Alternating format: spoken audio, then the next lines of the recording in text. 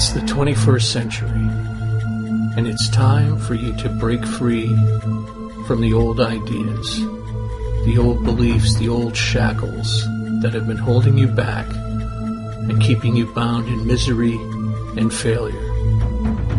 It's time to learn the truth about your power and about what's really going on in the world. Everything that you see and experience is a reflection of what's going on inside of you. Nothing more, but nothing less. Learn the truth.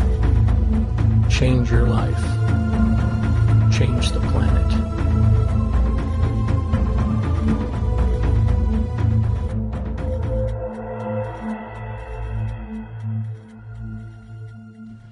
Good evening, everybody. This is Dave Dickey, your host, and this is another episode of Reality Changer Radio. It is Tuesday, February 11th at 6 p.m. And this evening, I want to talk about something that is really, really important, and that is conditional programming. And conditional programming carries a lot of weight, whether you're talking about people that have been enslaved, people that are doing things just because they're told to, and also where all that stems from, the conditional programming of children even before they're born. And let me explain to you what I mean by that. Take any type of sound, like let's say for instance somebody screams outside your house and you have all the doors closed. You can still hear that, depending on the type of house you have. Get real close to speakers and you can feel the sound on your skin. Think about the frequencies that go through the air for your cell phone and the TV. All of these are vibrations, and these vibrations can go through almost anything, even humans. Think about your wireless setup in your house if you have one, or your office. You know, you have the server in one room and you're dealing with the controls in another. This also comes into play when you're still in the womb. And just like you get ultrasound and they can see the baby, they can do all kinds of imaging and hear the heartbeat and all that. The frequencies and the vibrations in the environment of the mother directly affect the fetus. The same way that anything that she intakes, such as alcohol or drugs or tobacco, anything like that, we tell mothers, no, don't do that, and eat this and eat that, and drink this and drink that, because it has a direct effect on the fetus. Well, the same is true for the emotional vibrations that are around the mother. Now, I'm going to stop for a minute and explain to you why that happens and why that's important. The belief system that we all have, that can be changed, is what is responsible for healing us when we take placebo drugs and they work. It is also responsible for not healing us when we take the real drugs and they don't work. Because as I've gone through before, placebo drugs and real drugs, when they're paired up against each other, they don't always work, and they don't always not work. And what's at play here is the belief system of the individual to affect the molecular structure of their own body by believing something is or isn't a cure for them. That's basically what's at play here. So, with that said, the emotions, because your feelings are what creates your reality, your emotions affect your body. if you can definitely see it in hypochondriacs who time after time have gone to several doctors and there's nothing wrong with them, and all of a sudden they have something wrong. Or let's take people who take the placebo drug and they're cured. There was no real medicine involved. Not on the external. But their emotional belief system changed the molecular structure of their own bodies to heal themselves because they believed they could. And the other people that it didn't work on didn't believe that anything would work. Okay? So the belief system of the mother and the emotional state of her being during the pregnancy is vital to the outcome of the child. This is the first step where conditional programming sets in. And the conditional programming for a fetus is the environment of the mother, whatever that looks like. It could be a very happy environment. It could be where she gets everything she wants. She could be a spoiled brat and not get what she wants and be a real bitch about it. She could be in an abusive relationship. She could be in a very bad neighborhood. She could be influenced by friends around her. I mean, we've seen the videos on YouTube and everything of mothers holding children while everyone's screaming at each other, and half the mothers are pregnant anyways. So these types of environments, good, bad, or indifferent, affect the fetus no differently than they would affect the child after they're born. So conditional programming starts in the womb. And it continues once the child is born. Now, the conditional programming for a child really starts with the beliefs and values of the parents or the guardians, whoever's taking care of the child, whoever has responsibility for raising the child. These value systems and beliefs are going to be passed on. And this conditional programming is going to be reinforced the longer the child is with these guardians. And the conditional programming takes on many forms. It's not just how to live a good life. Conditional programming goes deeper than that. It can be something as simple as never being able to please your parents, and the guilt that is there, and the self-doubt and the anger. It could be something like, I do this and I always get this. And that could be conditional programming to set yourself up for failure later in years when, for some reason, something else got in the way and you didn't get that, and now you don't know how to deal with that. So conditional programming takes on many forms when we're young and continues into our teens and adulthood. The things that people say to us, for instance, if one parent isn't there and is never there, but they were the authority figure, and any time that you went to them, you were rejected because they didn't have time for you. This can affect you later on in life in a variety of ways.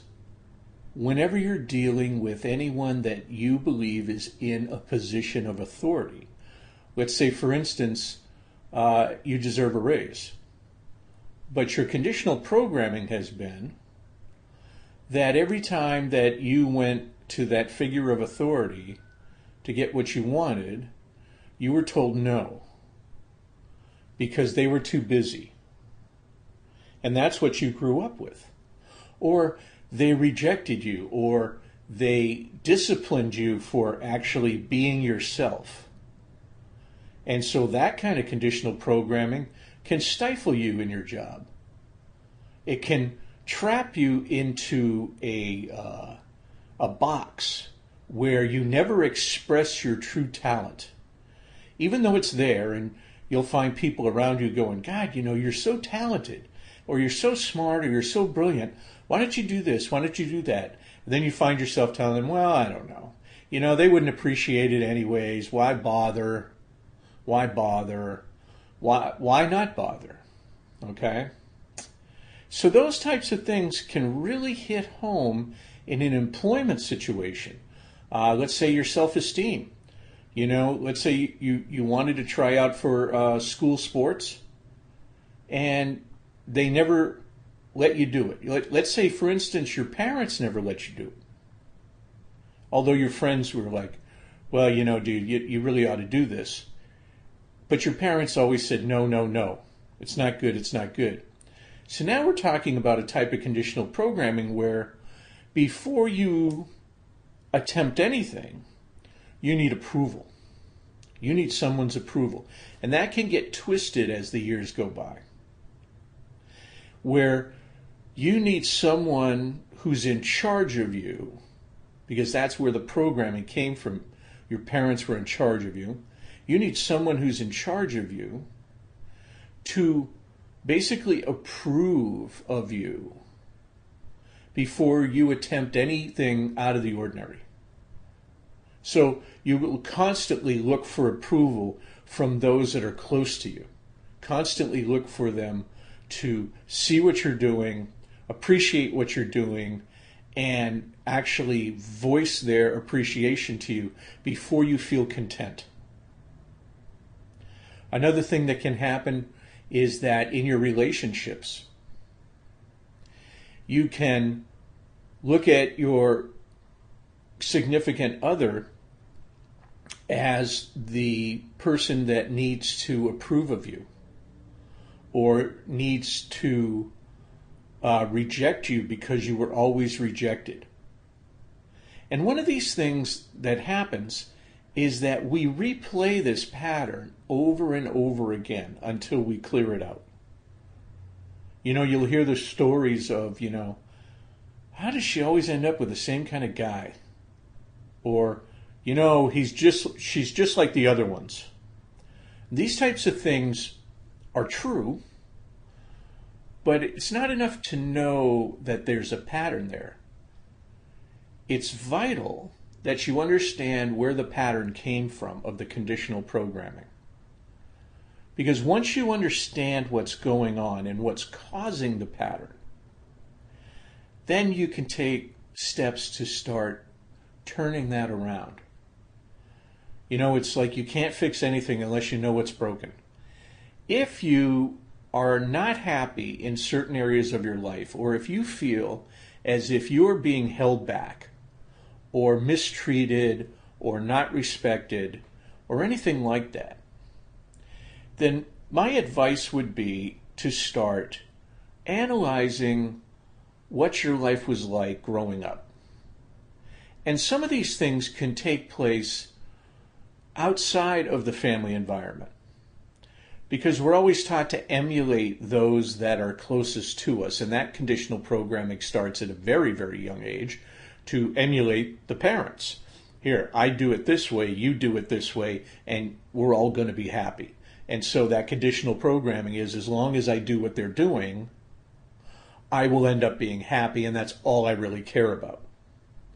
So that programming forces us to emulate friends of ours or mentors or anyone that we believe is either maybe smarter than us or a little more talented than us. Superior than us is basically it, in any form or fashion. Whether somebody gets better grades and you say, how do you do that? And you do this, and then you try to do that and it doesn't work for you, and you say, well, that's a lot of crap. No, it's not going to work for you, because you have to find your own way. But we're taught, and this is the frustration that ends up happening over and over again as you get older. I tried it their way and it's not working. Okay? Some things you can do their way, but when some things that you see successful people doing don't work for you, something else is going on.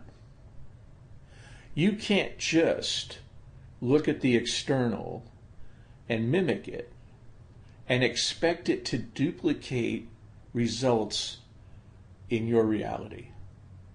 It just doesn't work that way. You need to be able to eliminate the blocks in your existence and in your conditional programming that they have already eliminated. These blocks can hold you back forever. And like I said, you need to start recognizing where they come from and how they happen. So one of the things I always tell people to do when they're analyzing their stuff is to take a moment and write down the things that you really want to accomplish. And it can be pie in the sky dreams. I don't care, because as powerful spiritual beings, each one of us can have whatever we want. So there is no impossible dream. There are frighteningly real conditional programs to prevent you from having everything you want. And until you take control and take hold of all of that information, you're not going to get what you want. You're just not. And these conditional programs have a tendency to compound themselves on a daily basis. Because what happens, folks, is that you create the reality that you are believing is going to happen. And by those beliefs, you have certain thoughts about doing things or having things or seeing things or experiencing things. And those thoughts create the feelings in your emotions that are the energy that goes out into the universe and attracts more of the same.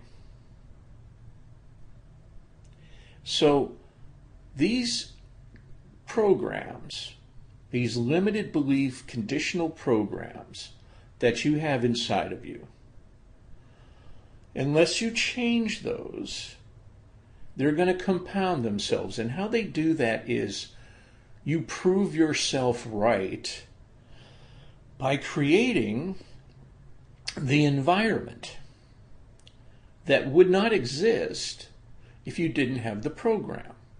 You know, it's a self-belief thing. It's like you believe that you're not going to do this, and you're not going to do this. And something will come along, and then because we all like to point fingers, we go, see, I told you, I knew something would happen. I just knew something would happen and I wouldn't get it. Well, the reason that you say those things, it's reinforcing the negatives. And the way that happens is exactly the way it happens every single time.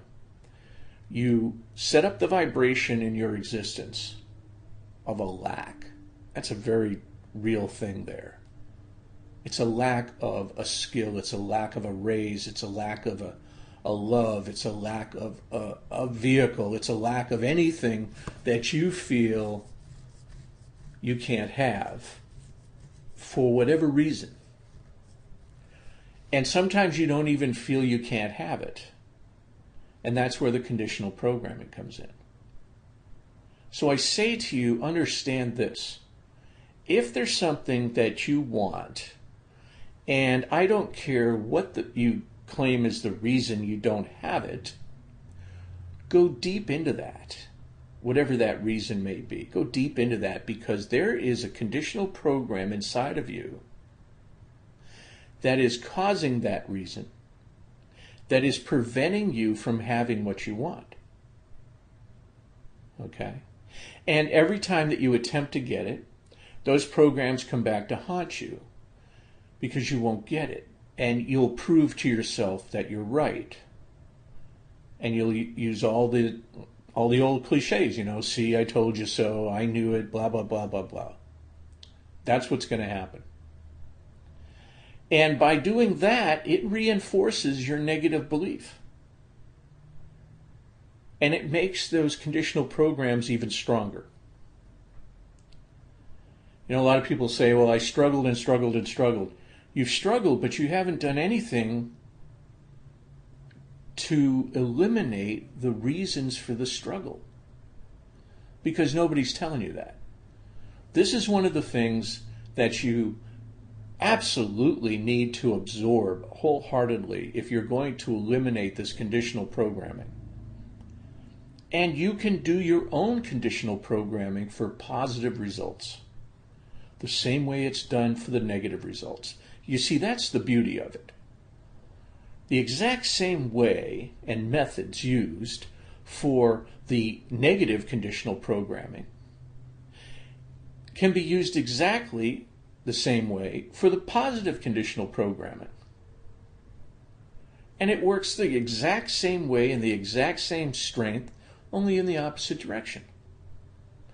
So take heart when you're working on these things. Take heart and know that, okay, now that I've defined I have these things, what do I do?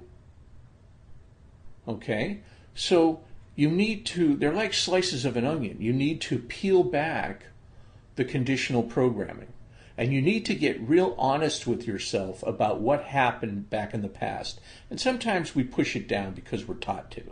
Sometimes we don't want to experience it because it's so emotional. But you see, folks, that's when the release starts happening, is when you start getting emotional about being beaten as a kid, or being molested, or being insulted, or never being good enough, never being skinny enough, never being pretty enough, never being strong enough. You need to get real emotional about those things and understand that by releasing them, you're going to be on your path to changing the whole program. I always tell everybody, and my colleagues do as well, whatever you focus on the most of, that's what you're going to get. I don't sit here now and tell you to focus on these negative things. But you have to be aware and you have to bring them up in order to address them properly and understand that when you slip, and you will slip, I slip, everybody does. But you want to know why. You don't want to be rejecting the process as if it doesn't work, because that's foolhardy. What you want to do is understand that the process does work, trust in the process, and understand that everybody's going to slip. You're no different. You're no worse than anybody else. You're just as powerful. You're just as smart. You're just as inventive. You're just as strong as everybody. But we all have those moments because there's so many issues that affect other issues. So we think we've worked something out in one area, and we have, but what we don't understand is something from another area is going to affect that. And we don't find that out until we slip. So it's all you need to go one time into the bad crap in your life, in your past, and take a look at all of it. Take a look at all of it. Take a look at how you were raised. Write that down, even if you don't think it was bad. You see, this is the important part that a lot of people miss. They think that they have to have had bad stuff happen to them. Oh, quite the contrary. Because what's happening here is you are living someone else's version of reality. So in order to change that, you need to have some kind of documentation as to what that was. You can't just blindly go around and go, oh, I feel better now, because you won't. You need to address why you felt bad in the first place, or how were you brought up? You know, were your parents always poor? That has conditional programming, because you're going to have heard certain statements. There are going to have been certain habits and values in that family that will prevent you from having a lot of money if you want to have a lot of money. And that's just an example. So it's important for you to really examine, take a couple of days, and do not do this with the computer. Folks, I always tell everybody, use pencil, pen, and paper, because the energy that's inside of you is infusing the writing implement, and that goes onto the paper which you're touching, and there's more energy. Okay? The computer stuff is a whole different set of energies. And when you're working on yourself and your own spirit, you don't want to deal with the external energy. All internal. So take a couple of days and really look back. Take a look back and, oh, did you love your grandparents? Okay, how were they raised? How do you think they were raised? Because there's going to be elements of their influence on you that is going to have a direct connection with how they were raised. And those elements can have a direct connection with your success or failure as an adult yourself. So don't miss a beat. Don't skip anything. There is nothing that's not important when it comes to you and finding out why you are or are not the person you think you need to be. Okay? So, with all of that said, you understand where the conditional programming starts. You understand how it continues and it repeats itself and compounds itself because you constantly prove yourself right because, well, there you go. But that's because you put out the vibration and you set up the vibrational reality to fail or to not have or to succeed. It could be that as well. Make no mistake about it. Because the conditional programming, like I said, it could be used for negative or it can be used for positive. It's the same programming, okay? And that's what you use when you change it. So the first steps to changing the conditional programming that's inside of you is to understand where you come from, okay? All of the people that ever had an influence on you, what you think that influence might be, and where did they come from? Because you need to know that. Okay? You need to know that. And so keep a log. And every time, and look around you in today's day for people that might influence you. Who are you close to? Remember, I always tell everybody, you are the energetic sum of the 5 people closest to you. So what do those 5 people look like? And what do their lives look like? And what's their past look like? Because their influence on you is directly reflected by their past and their belief systems. Make no mistake about it. Okay? The goal here, folks, is to understand how to take total control of your life. The second goal, which is much more important, I believe, is to understand why things happen when you're not happy about it. And the way that you've been taught to point fingers and all this other stuff is wrong. It's no one else's fault. It's something that's going on. It's a part of your creation because you're manifesting this. And the good news is you are doing it all. And that's good news because once we can help you eliminate the negatives, well, since you're doing it all, there's only one thing left to do, and that's to start creating the positives. Okay? So, that's what I have for you on conditional programming. And I hope you enjoyed it. I hope you all take a big, fat notebook and start writing down where you come from and where the people come from that have been in your life since birth and since before birth. Think about your parents' friends. Because if they had close people that were around your mother while she was pregnant with you, they had an influence also. It's a lot of work, but you know what? You only got to do it once. That's the beauty. And then you can start working your way towards progress and get rid of all that negative crap in your life. That's the end of it for now. I hope that you all have a wonderful week and a wonderful life. I will see you all again here, or you'll hear me next week at 6 p.m. Pacific time. In the meantime, be sure to check out the events that are going on.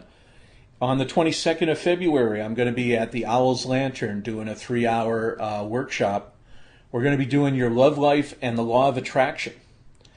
You won't want to miss it. If you go on the website, you can find the information for it.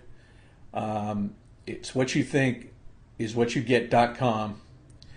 We've launched our blog. It's Reality Changer 57 at blogspot.com. Be sure to check that out. There's a lot of tips and tricks, lots of videos, lots of cool stuff, and on the left-hand column there's daily quotes that really are inspiring, and you won't want to miss them. And please, everybody, feel free to make comments and suggestions on the blog. That's why it's out there, okay? And don't forget, in April, we're coming up with a big 6-hour manifesting intensive, and we're going to rock the house in Anaheim at the Learning Light Foundation. So you're going to have all of that, 6 hours, and we're going to be doing a raffle. We're doing a raffle on the 22nd at the Owl's Lantern in Fullerton, and I'm giving away a free hypnosis, custom hypnosis meditation. In April, we're going to be giving away over $400 worth of gifts. Okay? We got a raffle going in April. We're going to be giving away over $400 in gifts. You do not want to miss this. 6 hours of intense manifesting techniques to start turning your life around, and you're going to walk away with over $400 worth of free gifts to help with all of that. Okay? So that's on my website, whatyouthink.com. Go to the classes section. You can check out all the information for that. And in the meantime, I hope all of you have an awesome day, an awesome life. And I'll see you back all here next week, Tuesday at 6 p.m. Love you all. Good night.